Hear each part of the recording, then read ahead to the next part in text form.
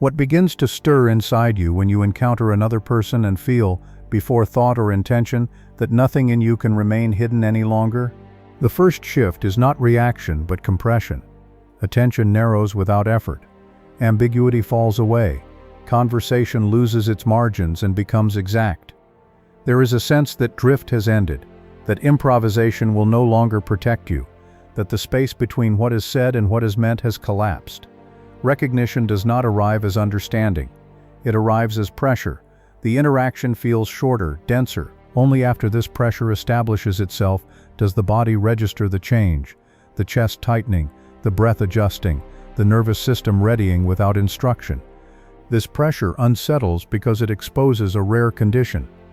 One realizes that perception has met perception, that awareness is being returned intact. In such moments, comfort is postponed indefinitely. The usual courtesies no longer soften reality. What is seen quickly, and what is avoided becomes immediately relevant. There is no invitation to explain oneself, only the requirement to be exact. Carl Jung described this as a meeting that strips away latency, where consciousness no longer permits delay. Most individuals retreat at this threshold. They feel the contraction and mistake it for danger. They misread the pressure as incompatibility and withdraw into politeness, humor, or distraction. This retreat is decisive. Once taken, the encounter cannot be resumed at the same depth. What was possible closes. The psyche registers this as relief, followed by a vague diminishment. Something unfinished lingers. Recognition without completion leaves a residue that shapes future encounters. When retreat does not occur, the pressure intensifies. Attention sharpens further. Words feel heavier. Silence becomes informative. Each exchange carries consequence. The body remains alert but restrained, as though holding a posture that must not slip. This alertness is not agitation, it is readiness. The psyche senses that whatever proceeds will matter. There is no neutral outcome. Carl Jung understood that such meetings accelerate individuation precisely because they eliminate the luxury of unconsciousness. In these moments, performance becomes impossible. Persona requires distance, and distance has vanished. Social roles fail to absorb tension. The interaction no longer tolerates exaggeration or concealment. Even restraint is visible.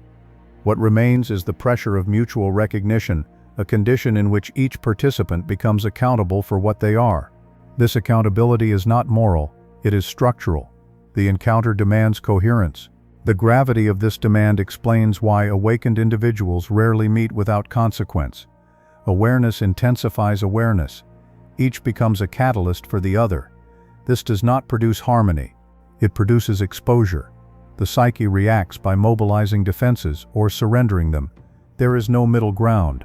Carl Jung observed that consciousness meeting consciousness does not create rest but friction that reveals what has been deferred.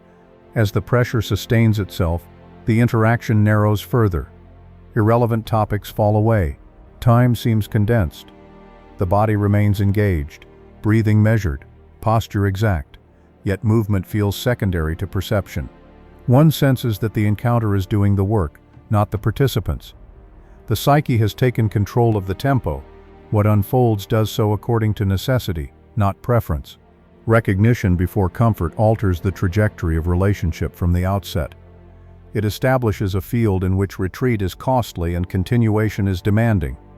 Those who remain accept the pressure knowingly or not. They step into a process that will not restore ease. It will increase clarity. This clarity is not gentle, it is exact. It exposes structure where fantasy once operated. The encounter therefore announces its nature immediately. It offers no reassurance. It presents a condition that must be met or avoided. Awareness recognizes awareness, and the system responds. This response cannot be undone. Once recognition has occurred, the psyche remembers. Future comfort will be measured against this standard, and most arrangements will feel insufficient by comparison. Recognition precedes comfort when consciousness meets consciousness. Once recognition has established its pressure, mirroring begins immediately. What had remained diffuse now acquires shape. Each gesture, each inflection, each hesitation returns amplified. The other person becomes a surface upon which unowned contents appear with unusual clarity. This is not deliberate reflection. It occurs automatically. Awareness activates awareness, and the psyche responds by projecting what it has not yet integrated. Clarity does not soothe, it provokes. Shadow emerges not as darkness, but as intensity. Traits long tolerated in oneself become intolerable when encountered intact.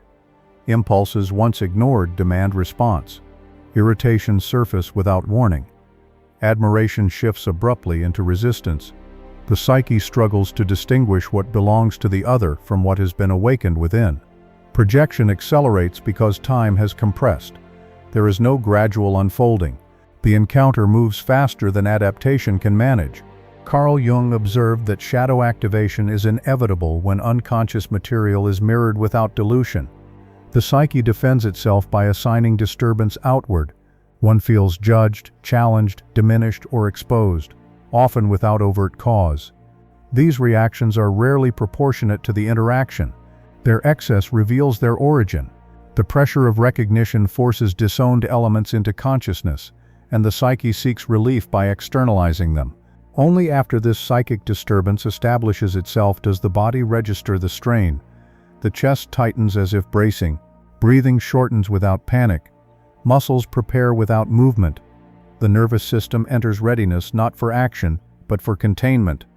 The body mirrors the psyche's effort to hold conflicting material without rupture. This somatic response is restrained, precise, and sustained. It signals seriousness rather than threat. Projection intensifies, because awakened encounters do not permit unconscious discharge. Ordinary relationships allow excess to dissipate unnoticed. Here it accumulates. Each unresolved reaction compounds the next. One feels increasingly implicated. Emotional responses sharpen. Fatigue appears sooner. The psyche labors to maintain equilibrium under accelerated conditions. Carl Jung understood that such encounters exhaust not through conflict but through clarity.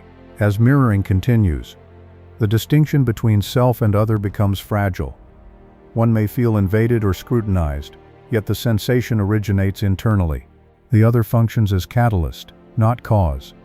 This realization often arrives too late. Until then, the psyche oscillates between attraction and resistance, seeking to restore distance without losing intensity. This oscillation cannot be sustained indefinitely. It demands resolution. Shadow activation therefore presents a choice without announcing it. One may withdraw to preserve equilibrium, severing the encounter before integration occurs, or one may remain, tolerating disturbance long enough to recognize its source. The latter path requires relinquishing projection. It demands ownership of what has been disavowed. Carl Jung regarded this moment as decisive. Integration begins where projection ends. As projection recedes, pressure increases rather than diminishes. The psyche loses its buffer. What remains is unmediated encounter. This stage is often mistaken for incompatibility, yet it marks the transition from reaction to responsibility. One must now face what the other has revealed without attributing it outward. The body maintains its alert posture. The psyche prepares for deeper confrontation. Shadow activation accelerates individuation precisely because it removes intermediaries. The encounter exposes what has been postponed. There is no gradual acclimation. Awareness forces reckoning. Those who endure this stage experience profound reorganization. Those who retreat carry unresolved tension forward. The encounter leaves its imprint regardless. Awareness does not dissolve, it relocates. Shadow is activated when unintegrated content is mirrored without distance. As mirroring continues, the structures that once regulated interaction begin to fail. Persona depends on timing, on the ability to soften, delay, or redirect what arises. Here, timing collapses. What is thought appears before it can be shaped. What is felt registers before it can be moderated. The social mask does not break dramatically, it simply ceases to function. Performance becomes effortful. Effort becomes visible. The encounter no longer tolerates rehearsal. The collapse of persona is first experienced as fatigue. One grows tired of choosing words, of managing tone, of sustaining coherence. The energy required to maintain adaptation exceeds what the psyche is willing to provide. Silence becomes preferable to speech. Directness replaces diplomacy, not because of courage, but because the alternative demands too much energy. The psyche begins to conserve by eliminating artifice. What remains is bare exchange. Carl Jung noted that persona collapses not when it is attacked, but when it becomes obsolete. In encounters of heightened awareness, the mask no longer protects, it delays, it interferes. The psyche senses that mediation is unnecessary and withdraws support from it. The result is not authenticity in the moral sense, but exposure in the structural sense. One is seen as one is functioning, not as one wishes to appear. This exposure produces a peculiar relief, coupled with unease. Relief arises because the labor of adaptation ends. Unease arises because the familiar coordinates of interaction dissolve. Without persona, one cannot predict outcome through habit. Each exchange becomes exact. The body responds by holding itself steady, movements economical, posture restrained. Energy is no longer spent on display. It is redirected toward containment. As persona collapses, truth replaces adaptation. This truth is not confessional. It is operational. One notices where agreement is false, where compliance has replaced consent, where silence has masked refusal. These recognitions surface without commentary. They register as facts. The psyche no longer edits them out. Carl Jung understood that truth emerges here not as insight, but as necessity. What cannot be sustained is dropped. The collapse exposes discrepancies that were previously managed. Contradictions between values and behavior become intolerable. The psyche reacts by simplifying. It reduces complexity by removing what does not belong. This simplification can appear harsh. Nuance disappears. What remains is exact alignment or exact resistance. There is little room for compromise because compromise requires persona to absorb tension. Without it, tension must be resolved directly. At this stage, many mistake bluntness for aggression or withdrawal for indifference. In reality, both signal the same process. The psyche has ceased subsidizing adaptation. Energy is conserved for what matters. Words become fewer. Actions become precise. The encounter feels narrower but more consequential. Carl Jung recognized this narrowing as preparatory. It concentrates force before transformation. The loss of persona also eliminates distraction. One can no longer hide behind roles, expertise, or charm. These instruments fall silent. What remains is capacity and limit. Each is visible. The body reflects this economy through stillness. Gestures reduce. Breathing steadies. The nervous system remains alert but unreactive. The psyche is no longer negotiating appearances. It is preparing for decision. This preparation carries weight. Without persona, one cannot evade responsibility by misunderstanding. Clarity eliminates excuses. Each response becomes owned. The encounter demands exactness, not only in speech but in intention. Carl Jung observed that individuation accelerates here, because choice becomes unavoidable. One must decide whether to remain exposed or withdraw entirely. Partial engagement is no longer possible. The collapse of persona therefore marks an irreversible threshold. Once crossed, one cannot return to unexamined interaction with the same individual. The mask will no longer adhere.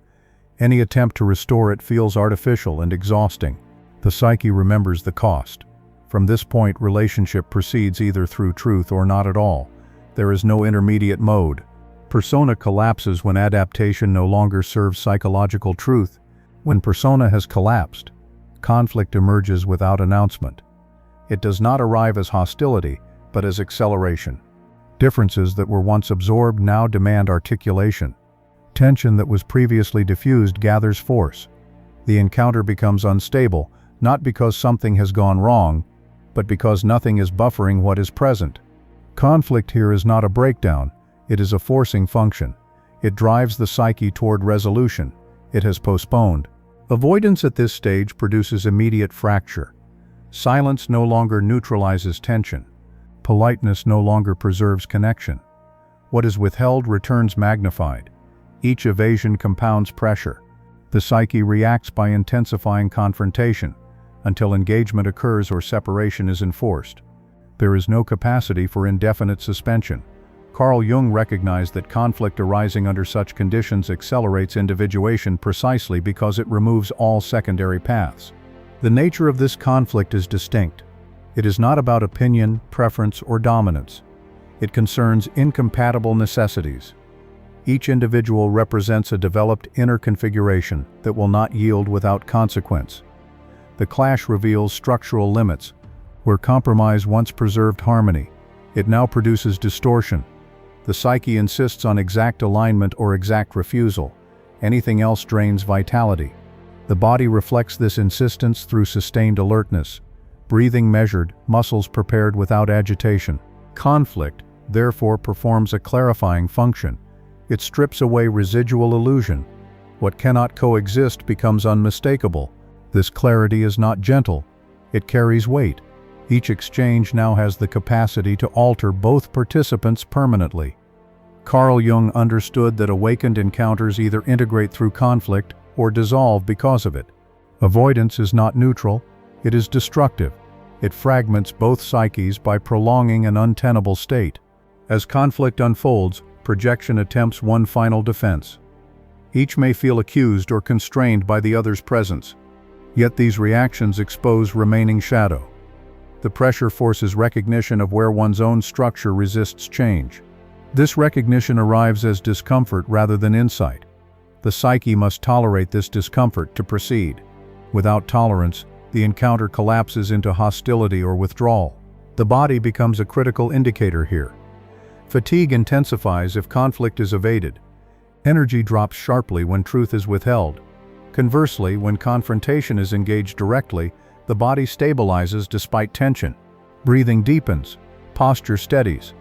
These shifts signal that the psyche is aligning action with necessity. Conflict does not exhaust when it is lived accurately. It exhausts when it is postponed. Carl Jung emphasized that conflict under these conditions is not optional. It arises because differentiation has reached a point where unconscious agreement is impossible. Conscious resolution is required. This resolution does not guarantee union. It guarantees truth. The psyche values truth over continuity. When forced to choose, it will sacrifice relationship to preserve integrity. This sacrifice is not moral. It is structural. At this threshold, the individual confronts a question that cannot be softened or reframed. Can you tolerate being seen without defense while remaining responsible for what you are? This question does not invite reflection. It demands answer through action. Each response carries consequence. The psyche records it immediately. There is no appeal. Conflict, therefore, marks the final acceleration before outcome. It compels decision. Integration requires endurance. Separation requires finality. Both alter the individual irreversibly. Carl Jung understood that such encounters leave no participant unchanged. Consciousness meeting consciousness exacts its price. Avoidance only increases it. Conflict accelerates resolution when consciousness can no longer remain unprotective. When conflict has completed its work, the field narrows to three outcomes. Nothing else remains viable. Integration occurs when both individuals tolerate exposure long enough to reorganize themselves without retreat or distortion. Separation occurs when one or both refuse the pressure and withdraw decisively. Permanent alteration occurs when the encounter fractures existing structures without producing union, leaving both changed yet no longer connected. These outcomes are not choices in the usual sense. They are consequences of capacity. Integration is not harmony. It is coherence earned through endurance. Each individual relinquishes projections, accepts limitation, and allows the encounter to reshape inner structure. This process is slow and exacting. It requires sustained responsibility for one's own shadow and the capacity to remain present without defense. When integration occurs, something new stabilizes. The relationship no longer oscillates between intensity and withdrawal. It acquires form. Energy circulates without compulsion. Carl Jung understood this as individuation accelerated through mutual recognition. Separation is equally exact. It is not failure. It is an acknowledgement of structural incompatibility revealed under pressure. When separation is accurate, it is clean. There is relief rather than resentment. Energy returns because the psyche is no longer forced to maintain an impossible configuration. What often masquerades as grief here is the release of prolonged tension. The encounter has completed its function. It does not require continuation to justify itself. Permanent alteration is the most difficult outcome to bear. It occurs when the encounter disrupts prior orientation but does not resolve into integration or separation. One leaves changed, unable to return to former patterns, yet without a shared structure to inhabit. This alteration can feel like loss without object. The psyche has been reorganized by exposure, but continuity has not been restored. Carl Jung observed that such encounters leave lasting marks, precisely because they were incomplete. They alter trajectory rather than destination. What unites these outcomes is irreversibility. Once consciousness has met consciousness under pressure, regression to innocence is impossible. The psyche does not forget what it has seen. Subsequent relationships are measured against this standard, often unfavorably. The individual becomes less tolerant of superficiality, less willing to adapt without consent. This narrowing is not bitterness, it is refinement. Capacity has been recalibrated. Attempts to undo the encounter fail. One may try to restore former dynamics, reintroduce persona, or reinterpret what occurred. These efforts exhaust quickly. The body resists. Energy drops. The psyche refuses to cooperate. Once truth has been registered, it cannot be unregistered. Carl Jung emphasized that consciousness advances through irreversible steps. Each step closes certain possibilities while opening others. This closure is the price of development. Those who seek repetition of such encounters misunderstand their function. They are not experiences to be collected. They are thresholds that reorganize the psyche. Pursuit of intensity without integration leads to fragmentation. The psyche demands consolidation after exposure. Without consolidation, pressure accumulates and vitality declines. The body enforces this demand through fatigue and withdrawal. Integration is not optional. It is required. After outcome, life resumes differently. If integration occurred, there is steadiness without dullness. If separation occurred, there is clarity without nostalgia. If alteration occurred, there is seriousness without resolution. In all cases, the individual carries increased responsibility for their own structure. There is less room for self-deception. The psyche has tightened its standards. This tightening is permanent. Carl Jung regarded this permanence as the defining feature of awakened encounters. They do not decorate life. They reorganize it. The psyche does not grant access to such pressure lightly, nor does it permit escape without consequence. What has been confronted becomes part of the individual's operating structure. Future choices are constrained by this knowledge. Freedom increases only where responsibility is accepted. The system therefore closes without ambiguity. Consciousness meeting consciousness initiates a process that must complete itself. The outcome may differ, but completion is unavoidable. The psyche enforces this law precisely, and without exception. Where exposure has occurred, resolution must follow. Either through union, departure, or lasting change, nothing returns to how it was. Consciousness meeting consciousness produces irreversible outcome.